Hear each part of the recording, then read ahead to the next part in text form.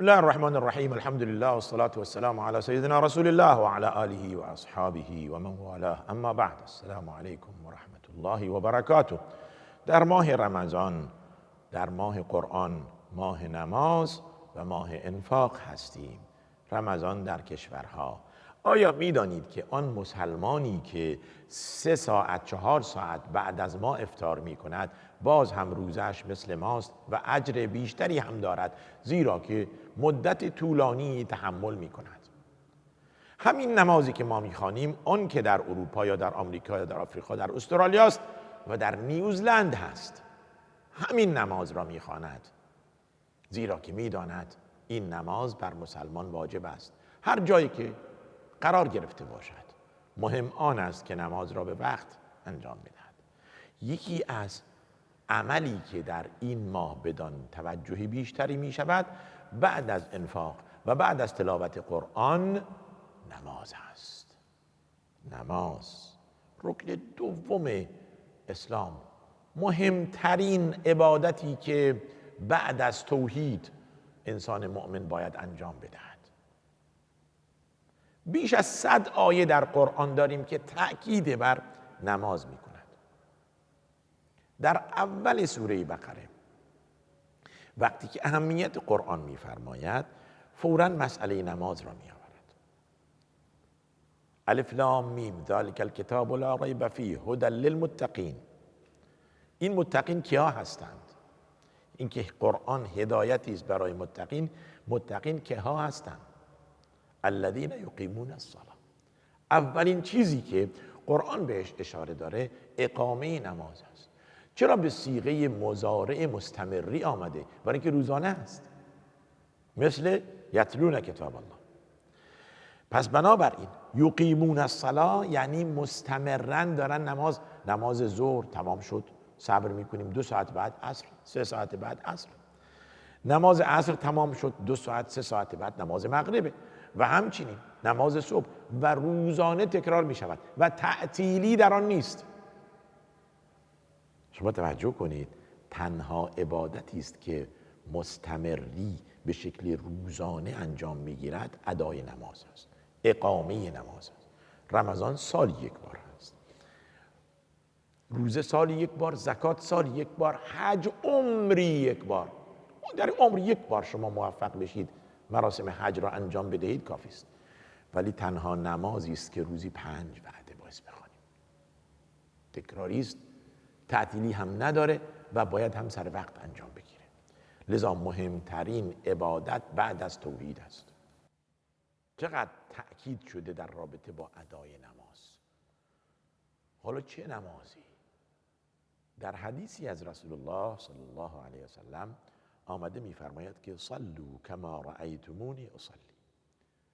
آنچنان که دیدید من نماز می‌خوانم نماز بخوانید. نه اینکه بر هوا و هوس خودتون بخواهید نماز بخوانید.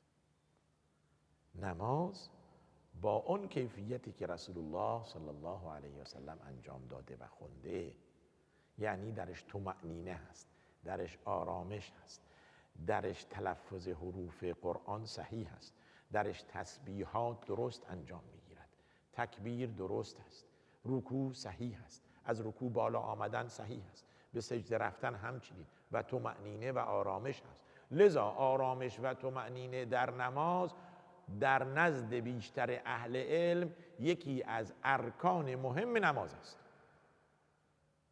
طمأنینه و آرامش. نه این که با عجله الله اکبر سمع الله لمن حمده، نه، این نشد نماز. به خصوص در رمضان که وقت نماز و وقت دعاست و بهترین مکان برای دعا سجده هست.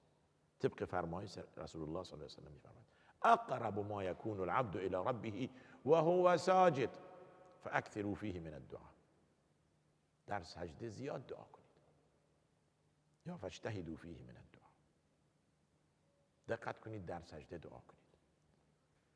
نمازی که امهات مؤمنین، زوجات طاهرات رضی الله عنهن میفرمایند رسول الله صلی الله علیه و سلم را میدیدیم که به نماز می ایستد، از طول آن و از طمأنینه و زیبایی آن نپرس. بعضی وقت اینقدر نماز طولانی می‌خواندند که میگفتیم ای کاش به رکوع میرفت، یا در سجده اینقدر طولانی و دعا میکرد میگفتیم ای کاش از سجده بلند میشد، خسته شد. روزی ام المؤمنین عایشه صدیقه رضی الله عنها رسول الله را نیافت، تاریک بود در اتاق. آمد دست کشید، رسول الله را یافت در مسجد، دید که در حال سجده میگوید اللهم اغفر لی ما قدمت و ما اخرت، خدایا آن گذشته و آینده مرا ببخش. سلام نماز که داد، ام المؤمنین عایشه رضی الله عنها پرسید مگر این نیست که خداوند گناه گذشته و آینده تو رو بخشیده؟ فرمود بله. گفت پس چرا این همه زحمت، این همه گریه میکنی، این همه دعا میکنی، این همه خسته میشی؟ جواب خیلی قشنگی دادند رسول الله صلی الله علیه و سلم به ام المؤمنین عایشه. فرمودند یا عایشه افلا اکون عبدا شکورا، خدایی که این همه منت نهاد بر من، خدایی که این همه لطف کرد و کرم کرد در حق من، آیا من بنده‌ای شکرگزار نباشم؟ خیلی مهمه ها. خدایی که به ما تندرستی و سلامت داده، الله ذوالجلال به ما امنیت داده، به ما این همه راحتی داده، به ما قدرت داده، صحت داده، پول داده، فرزند داده، خانواده داده، استراحت داده، تمام اینها میفرماد ما بکم من نعمت فمن الله، هر نعمتی و هر خوشی دارید از خداست. حال آیا شایسته نیست که من و شما شاکر باشیم و شکر خدا به اضافه این که به زبان گفته می شود الحمدلله با عمل هم ما ثابت می کنیم. یکی از اعمالی که ثابت می شود ما بنده شاکری هستیم اقامه نماز است. یک عبارت دقیق یا یک معنای خیلی زیبایی در یقیمون الصلاة و اقاموا الصلاة است. اون چیست؟ معنای زیبا چیست در این یقیمون و اقامو؟ در کیفیت نماز هست. اگر نماز با کیفیتی که پیامبر خوندند، یعنی درش طمأنینه و آرامش نباشد و وضوء قبل از آن نباشد، این نماز نیست. لا یقبل الله صلاة احدکم الا بطهور او کما قال علیه الصلاة والسلام. خداوند نمازی را نمیپذیرد مگر اینکه به پاکی با وضو باشد. اذا احدث الا، طاهر باشد. حالا طاهر چیست؟ وضو گرفتن. در آیه 6 سوره مائده میفرماید وضو را صحیح بگیرید. یا ایها الذین آمنوا اذا قمتم الى الصلاة فاغسلوا وجوهکم و ایدیکم الى المرافق وامسحوا برؤوسکم و ارجلکم الى الکعبین. این ارکان وضوست و با این کیفیت و موالات و پشت سر هم بعد از مسح سر حتما باید پاها شسته شود. اگر پاها شسته نشود وضو صحیح نیست، در نتیجه نماز هم باطله.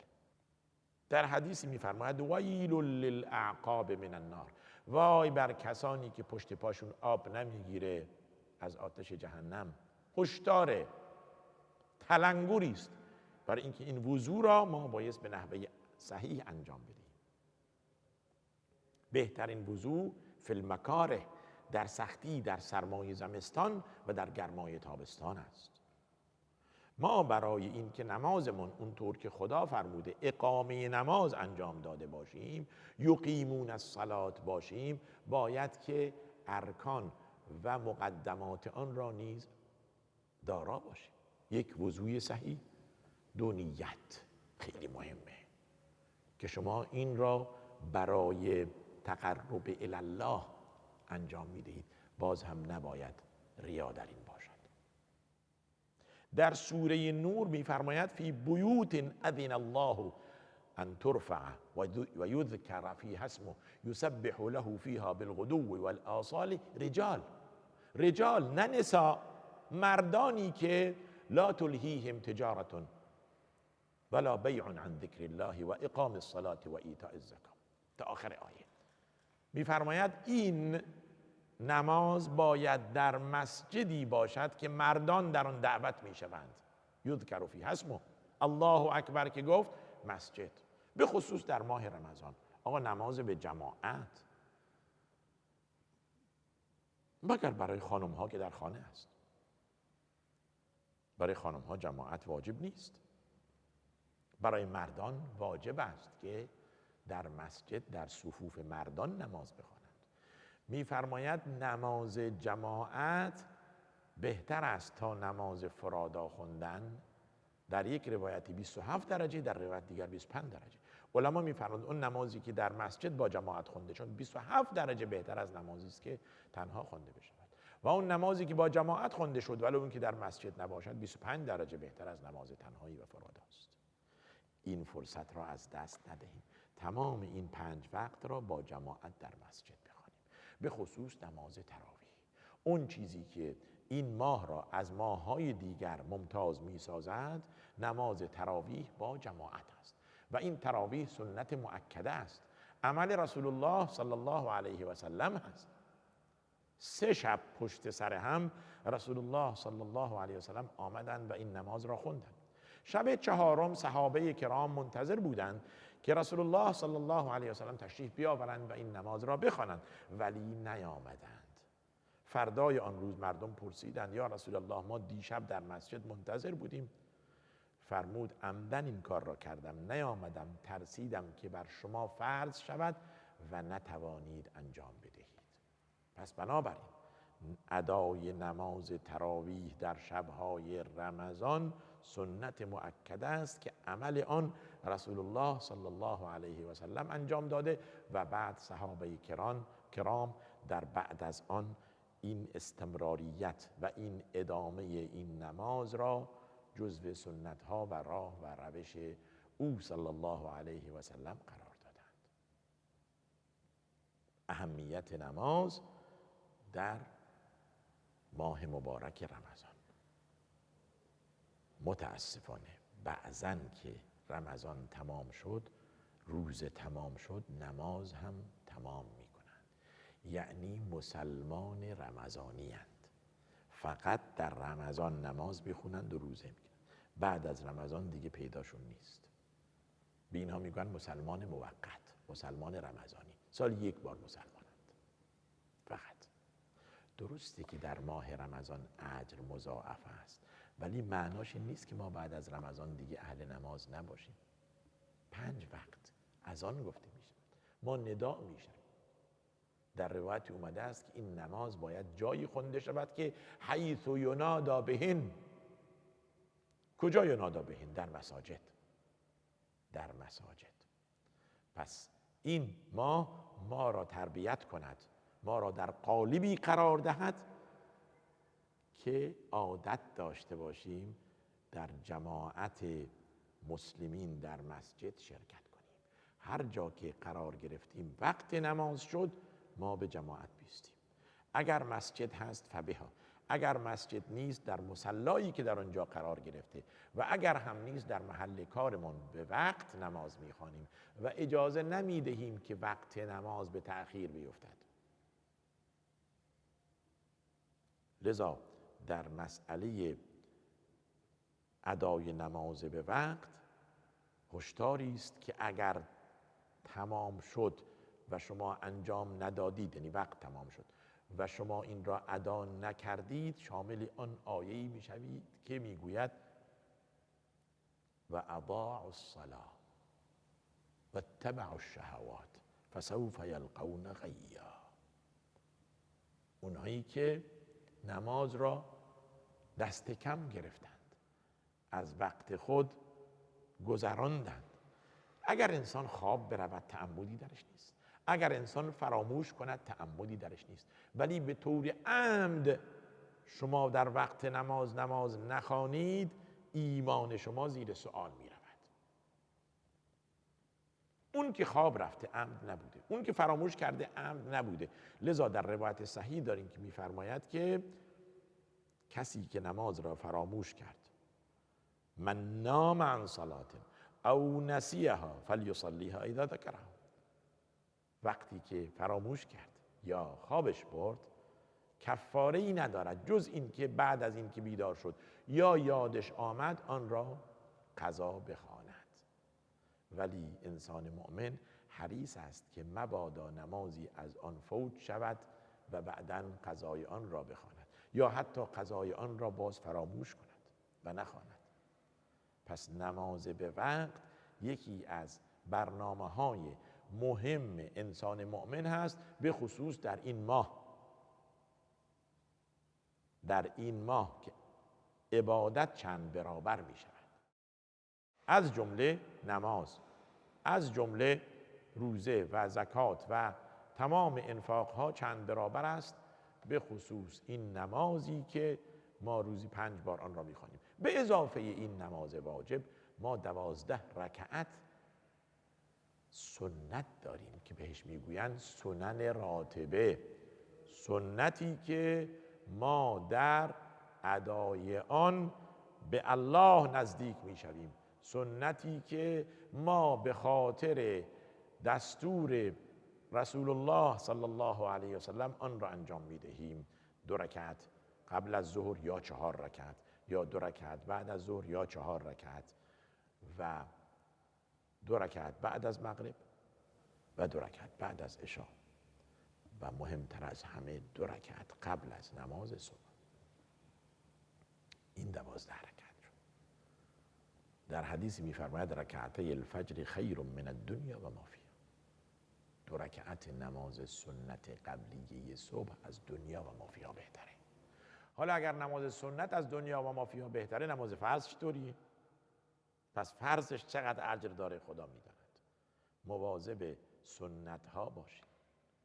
علما میفرمایند ترک سنت مقدمه ترک واجب است. اگر شما به ادای نمازهای سنت توجهی نداشته باشید، معناش اینه که شما آماده اید برای ترک واجبات. کما این که یک انسان معتاد و یک انسانی که در مواد مخدر گرفتار می شود، قبل از آن دخانیات مصرف کرده، سیگار کشیده، پیپ کشیده، قلیون کشیده، بعد معتاد میشه. و اگر شما در منجلاب میافتد و اگر شما اهمیتی به نماز سنت ندهید، یعنی این که آماده اید برای ترک واجب. و این جای تأسفی است که انسان به خاطر سهلنگاری، توجه نداشتن به نمازهای سنت سبب شود که نماز فرض را هم سهلنگار باشد و حتی نخواند. بدانید که نماز رکن دوم اسلام است و رمز مسلمانی است که با ترک نماز انسان از دایره ایمانی بیرون می رود. و اگر نماز نخواندید، خوف آن است که از اسلام بیرون رفته اید و مسلمان نیستید. از اینکه بیننده این برنامه از تلویزیون شارجه بودید کمال تشکر دارم. خدا را میخواهم که به من و شما توفیق ادای نماز به وقت بدهد، به خصوص در این ماه مبارک. و آخر دعوانا ان الحمد لله رب العالمین و صلی الله و سلم و بارک علی نبینا محمد و علی آله و صحبه اجمعین.